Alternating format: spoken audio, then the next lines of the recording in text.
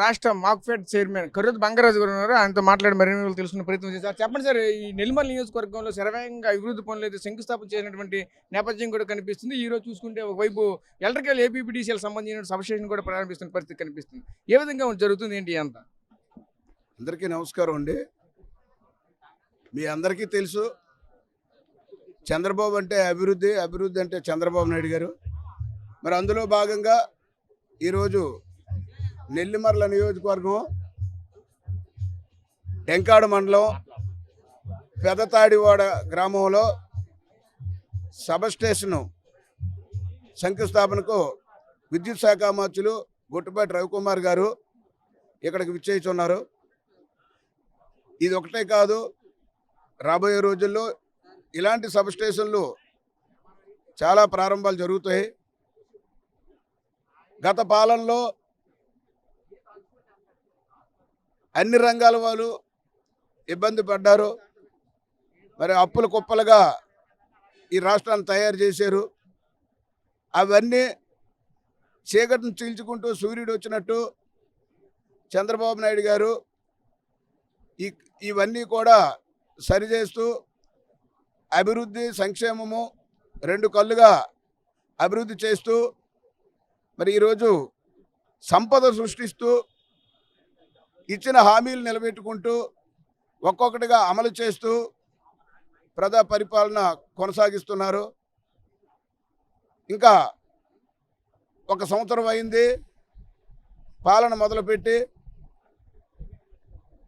ఏ ప్రభుత్వం అయినా ఎలక్షన్ ఇయర్లో ప్రజల దగ్గరికి గడప గడపకు కానీ గ్రామాల సందర్శనకు కానీ నాయకులు వెళ్ళమని చెప్తుంది. కానీ మా నాయకుడు అలా కాకుండా ఎలక్షన్ అప్పుడు ఓట్లు అడగడం కాదు, మనం ఈ ఒక్క సంవత్సర కాలంలో మనం చేసిన సంక్షేమం కానీ అభివృద్ధి కానీ పరిపాలన విషయంలో ప్రజల వద్ద ఏమున్నదో తెలుసుకోండి, ప్రజా సమస్యలు ముఖ్యమైనవి ఏమున్నాయో తెలుసుకోండి, మరి ఆ సమస్యలన్నీ కూడా మనం అంచెలంచెలుగా ఒక్కొక్కటి ప్రజా సమస్యలు పరిష్కరిద్దామని చెప్పి మంత్రుల దగ్గర నుంచి ఎమ్మెల్యేలు, నియోజకవర్గ స్థాయి నాయకులు, మండల స్థాయి నాయకులు, గ్రామ స్థాయి నాయకులు, కేడర్ అందరినీ కూడా ఇంటింటికి పంపించి ఈ తొలివడి కార్యక్రమం నెల రోజుల నుంచి కొనసాగుతూ వస్తుంది. మరి ప్రజల్లో చాలా స్పందన వస్తుంది. ఎందుకంటే బాబు గారు చెప్పిన విధంగా తల్లికి వందనం వేశారు. మరి గ్యాస్ సిలిండర్లు 3 ఇస్తామన్నారు, అవి కూడా 2 ఇవ్వడం జరిగింది. మరి అంతేకాకుండా గత కాలంలో గత పరిపాలనలో ఎక్కడ చూసినా గుంతలమై ఉండేది రోడ్డు, అవన్నీ కూడా ఒక్కొక్కటిగా పూడ్చుకొని వచ్చి ఈరోజు మళ్ళీ బాబు గారి పరిపాలనలో రోడ్లు ఏ విధంగా ఉండేయో ఆ విధంగా మళ్ళీ తయారు చేశారు. అంతేకాకుండా తప్పు చేసాం, గతంలో 30 సంవత్సరాల పాలన వెనక్కి పంపించాం, ఒక్క ఛాన్స్ అన్నారని అవకాశం ఇచ్చాం. ఇచ్చినందుకు రాక్షస పాలన జరిగింది. అన్ని రంగాల వారు కూడా ఇబ్బందులు పడ్డారు.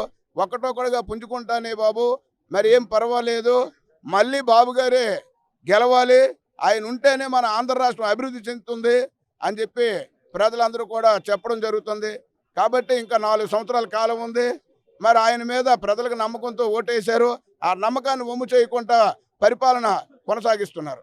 మీరు ఇంత గొప్పగా చెప్తున్నారు. మా వరకు చూసుకుంటే ఇటువంటి అభివృద్ధి కార్యక్రమాల్లో భాగంగా ఏపీపీడీసీఎల్ సంబంధించిన కూడా సబ్ స్టేషన్ సంబంధించి శంకుస్థాపన చేస్తున్నారు. దీని మీద ఒకవైపు ప్రజలకు కూడా వ్యతిరేకత వస్తున్న స్మార్ట్ మీటర్లు మాకు వద్దు బాబోయ్ అంటూ కూడా మరోవైపు ఆందోళన చేస్తున్న పరిస్థితి కనిపిస్తుంది. దీన్ని ఎలా చూడాలి? గతంలో కూడా మీ యొక్క నాయకులు కూడా నారా లోకేష్ కూడా స్మార్ట్ మీటర్లు వస్తే భూమి కేసు కొట్టండి, నేల కేసు కొట్టండి, రోడ్డు కేసు కొట్టండి అంటూ పలుమార్లు ఆ యువగలంలో కూడా చెప్పుకొస్తున్న నేపథ్యం మీద కనిపించింది. ఈరోజు అదే ఆజ్ఞ మళ్ళీ ఎందుకు ఎంకరేజ్ చేస్తున్నారు?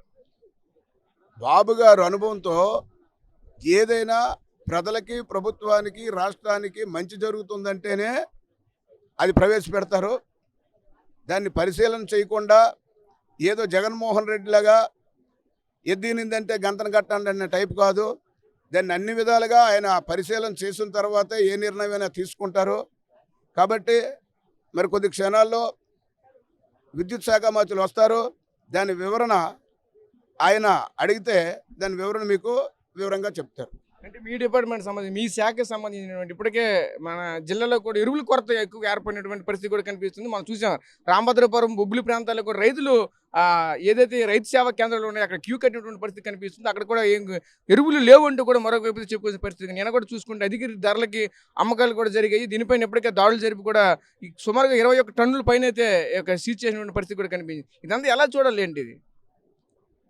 గతంలో ఒక ప్రాంతంలో వర్షం పడితే ఇంకో ప్రాంతంలో వర్షాలు ఉండేవి కాదు. కాబట్టి ఏమయ్యేదంటే వెసులుబాటు ఉండేది. ఈ ప్రాంతం ఒకసారి దమ్ములైతే ఇంకో ప్రాంతం ఇంకోసారి దమ్ములయ్యాయి. దాన్ని బట్టి మనం ఏదైనా ఎరువులు సప్లై చేసుకోవడానికి అవకాశం దొరికేది. మన జిల్లాకి 4200 టన్నులు 3 నెలల నుంచి నిల్వ ఉంచాం. 3 నెలల నుంచి 4200 టన్నులు నిల్వ ఉంచాం. ఈ 4200 టన్నులు ఒకేసారి ఉబాలు అవడం వలన, ముఖ్యంగా ఈ సంవత్సరం సకాలంలో వర్షాలు పడడం వలన ఎక్కువ మొక్కజొన్న వేశారు. ఇన్నాళ్ళు ఏంటంటే వరిసేనికి మాత్రమే యూరియా వాడేవారు. ఈ వర్షాకాలంలో మొక్కజొన్న పంట ఎక్కువ ఉండేది కాదు. కానీ ఆ మిగతా ప్రాంతాల్లో మా నియోజకవర్గం తక్కువ, మిగతా నియోజకవర్గాల్లో విపరీతమైనటువంటి మొక్కజొన్న పంట వేయడం వలన దమ్ములు అవ్వకముందే ఇంచుమించు 3000 టన్నులు మొక్కజొన్నకే వెళ్ళిపోయింది. కాబట్టి ఈ దమ్ములు ఎప్పుడైతే స్టార్ట్ అయ్యాయో ఉన్న స్టాక్ అంతా కూడా 40 లారీలు పెట్టి జిల్లాలకి తరలించడం జరిగింది. ఇంకో విషయం ఏంటంటే ఈ ఆర్బీకేలు కానీ కోఆపరేటివ్ సొసైటీలు కానీ ఒక 20 రోజులు నెల రోజులు ముందు ఇండెంట్లు పెట్టి మాకు ఇది కావాలని చెప్పి ఇండెంట్లు పెట్టాలి. వీళ్ళందరూ ఏమైందంటే ఇప్పుడిప్పుడే ఈ ఎవరైతే అగ్రికల్చర్ అసిస్టెంట్లు ఉన్నారో వాళ్ళందరికీ ట్రాన్స్ఫర్లు సమయం రావబట్టి వాళ్ళు ఏం చేశారంటే ఈ పాత వాళ్ళు వెళ్ళిపోవడం, కొత్త వాళ్ళు రావడం బట్టి వీళ్ళు జాయిన్ అవ్వక ఇండెంట్లు పెట్టడం లేట్ అయిపోయింది. జిల్లా అందరూ కూడా ఒకేసారి ఇండెంట్లు పెట్టారు. వీళ్ళందరికీ ఒకేసారి మెటీరియల్ వెళ్ళడం వలన కొంచెం ఇబ్బంది అవుతుంది. అంతమించి ప్రతిసారి కూడా జిల్లా అంతా ఒకేసారి ఉబాలు అయినప్పుడు ఎప్పుడు కూడా ఎక్కడో వాళ్ళ ప్రాబ్లం వలన వాళ్ళు ఇండెంట్లు వేగం పెట్టుకోకపోవడం వలన ముందే ఎవరైతే మేము ఉన్నాం 4200 టన్నులు నిల్వ ఉంచాం. అలాగే ఈ ఆర్బీకోలు కానీ సొసైటీ వాళ్ళు కానీ ఓ 15 రోజుల ముందే వ్యవసాయం స్టార్ట్ అవుతుంది అన్నప్పుడు తెచ్చి స్టాక్ ఉంచుకోవాలి. వీళ్ళు ఏం చేశారంటే రైతులందరూ సొసైటీల దగ్గరికి వెళ్ళి మాకు యూరియా లేదంటే అప్పుడు ఇండెంట్లు పెట్టారు. అందరూ ఒకేసారి పెడితే ఎక్కడి నుంచి వస్తుంది? ఇప్పటికి కూడా వ్యాగన్లతో ఎప్పటికప్పుడే డంప్ చేయిస్తాను. ఎంత డంప్ చేసినా సరే అందడం లేదు.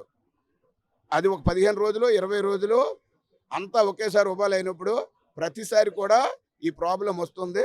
దీన్ని కొంతమంది హైలైట్ చేసి క్రియేట్ చేయడానికి కూడా ప్రయత్నిస్తున్నారు. Thank you. సో చూసాం కదా, ముఖ్యంగా చూసుకుంటే ఈరోజు భాగాపురంకి సంబంధించినటువంటి పలు అభివృద్ధి పనులు కూడా వైపు జరుగుతున్నాయి. అదేవిధంగా ముఖ్యంగా చూసుకుంటే రాష్ట్ర వ్యాప్తంగా ఉన్నటువంటి రైతుల పాలిట అయితే మాత్రం ఈరోజు కూటమి ప్రభుత్వం సంక్షేమ పథకాలు అయితేనేమి వాళ్ళకి సంబంధించినటువంటి ఎరువులు అయితే ప్రతిదీ కూడా అందించడానికి ముందుగా వెళ్తున్న పరిస్థితి కనిపిస్తుంది. ఈ ఎరువులకు సంబంధించినటువంటి ఏదైతే ఇప్పుడు కొరతగా ఏర్పడుతుందో ముందస్తుగా అన్ని దగ్గరలు కూడా ఒకేసారి వర్షాలు కురవడంతో ఆ యొక్క ప్రాంతాల వ్యవసాయాలన్నీ కూడా ఒకేసారి మొదలు పెట్టడంతో ఒకసారిగా కృత్రిమంగా అయితే అప్పటికప్పుడు ఏదైతే ఈ యొక్క కొరత అయితే ఏర్పడ్డది ఎందుకు కూడా చెప్పుకొస్తున్న నేపథ్యం కనిపిస్తుంది. దీని పట్ల అయితే మాత్రం ఇప్పటికే రాష్ట్ర ప్రభుత్వం అధికారులంతా కూడా స్పందించాము. దీనిపైన ఖచ్చితంగా ప్రతి ఒక్క రైతు కూడా అన్ని విధంగా అయితే మేమైతే ఏర్పాటు చేస్తున్నట్టు కూడా మరొక చెప్పుకొస్తున్న నేపథ్యం కూడా కనిపిస్తుంది. Camera person Naidu Rajesh, RTV, Vizianagaram నుంచి. తెలుగులో న్యూస్ కి ఫాస్టెస్ట్ యాప్ ఇప్పుడు టోటల్లీ న్యూ అవతార్లో జస్ట్ 5 seconds లో కంప్లీట్ న్యూస్. సోషల్ మీడియాలో ట్రెండ్స్ కి వన్ స్టాప్ సొల్యూషన్.